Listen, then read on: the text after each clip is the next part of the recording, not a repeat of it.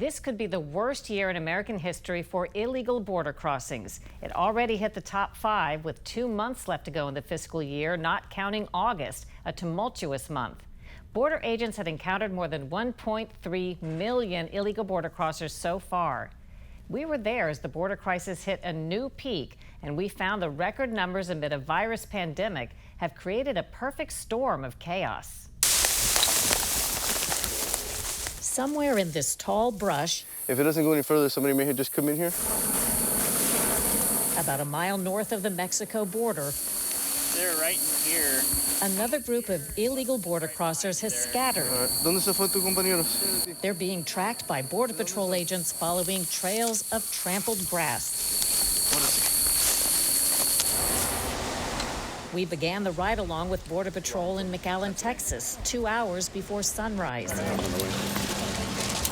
In a matter of minutes, the first call. 9 people had just crossed the Rio Grande from Mexico. Understand. This woman tells us her 2 children came months ago and are waiting for her in Boston. Her children came across by themselves, and one's 11, one's 14.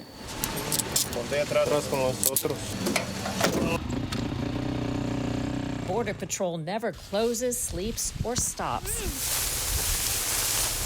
And the Rio Grande Valley sector is the busiest in America during a record-setting year. Making matters far worse than ever before, the pandemic. Just before our visit, 1 in 5 illegal border crossers in some groups were reportedly infected with COVID-19. How common is it that your agents screen somebody and they do seem to be sick? It does happen quite often, but we just encountered a group this morning of 5 individuals, and one of the females let one of our agents know that she has COVID. American citizens who leave the country can't get back in the U.S. without showing a negative COVID-19 test. But for non-citizens crossing illegally by the thousands, there are no such requirements, and the feds aren't testing them for COVID before releasing them in the U.S.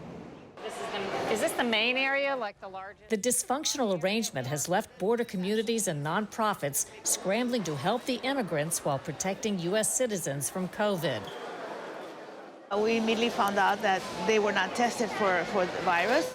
Sister Norma Pimentel heads up Catholic Charities in the Rio Grande Valley, which operates a giant relief warehouse in McAllen. She says her group was initially placing COVID-positive families at local hotels, but quickly got overwhelmed. So that operation continued and grew as more people arrived here in greater numbers. Of course, we were getting so much more people with COVID positive. The percentage overall it had always been about a 7% overall of COVID positives.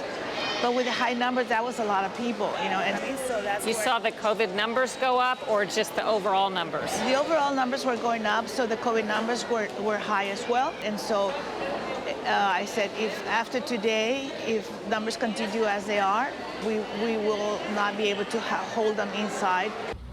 Just before our arrival, local officials closed off a public park near the border 8 miles away and set up a tent city to test immigrants and try to isolate the ones with COVID. Do you know about how many people are there? Right now, it has already gone to 1,300 plus, and it's growing really quickly. Pimentel says the families at the McAllen Center are negative for COVID. Here, they connect with family members already in the U.S. and are sent on their way to destinations across America. I would say we processed close to between 6,000 to maybe a little bit more this last 2 weeks in 1 week. 6,000 a week? Maybe more, yeah. That's just a fraction of the total releases. Border Patrol is so overwhelmed, it's taking immigrants to other cities and spreading the crisis state to places like Laredo, Texas, a 3-hour drive from McAllen. We should be embarrassed, frankly, as Americans, to have a system that is in chaos. Mayor Pete Sines says Laredo got inundated by the release of hundreds of immigrants a day. The city is suing the Biden administration to try to stop it. A week before our arrival, they began working under a temporary agreement where Border Patrol releases the immigrants at a central staging area. So they actually transport these migrants a few blocks from their Border Patrol station, which is convenient for everyone. and they drop them off, and then they quickly board the buses. These are air-conditioned buses, and as soon as a bus is filled, then we're transporting them. Primarily, we began with Dallas and Austin and Houston. Wait, let me get this straight. They're coming into the McAllen area. They're being bused or taken here to Laredo, and then you are busing or taking them to Austin, Dallas, and Houston. Correct. At a cost of between $8,000 to $10,000 a day. Not because we don't want to treat them, it's because we can't. It's an impossibility at this point, simply because of the hospital, very limited hospital capacity that we have. Americans who aren't down here on the border, they hear complaints and they don't know what to believe. Right. What would you tell them about that down here? I, as a mayor, just look at my city. I don't care if you're a Republican or Democrat, what is working for my city, what is in the best interest of my city. Whatever system is now in place is not working. It's truly not working because we at the border are experiencing that risk, that danger, the burden. The federal government, if that's your policy, and that's fine, but implement it, package it, organize it, operate it for us, and finance it. But I haven't seen any of that. We asked for interviews with President Biden, Vice President Harris, and Homeland Security Secretary Alejandro Mayorkas, but none agreed to talk with us. In announcing the record number of illegal border crossings for July, Mayorkas blamed poor conditions in Central America, COVID-19, and President Trump. Tragically, former President Trump slashed our international assistance to Guatemala, El Salvador, and Honduras, slashed the resources that we were contributing to address the root causes of irregular migration. The Biden administration plan of action includes a major focus on more U.S. tax money for Central America. That includes $280 million to fight crime and corruption and for job opportunities, election participation, small businesses, and gender equality. Back in the field, agents are searching for a dozen illegal immigrants who bailed out of a vehicle and ran into a neighborhood. These men say they're from Honduras, Guatemala, El Salvador, Peru, Brazil, and Mexico.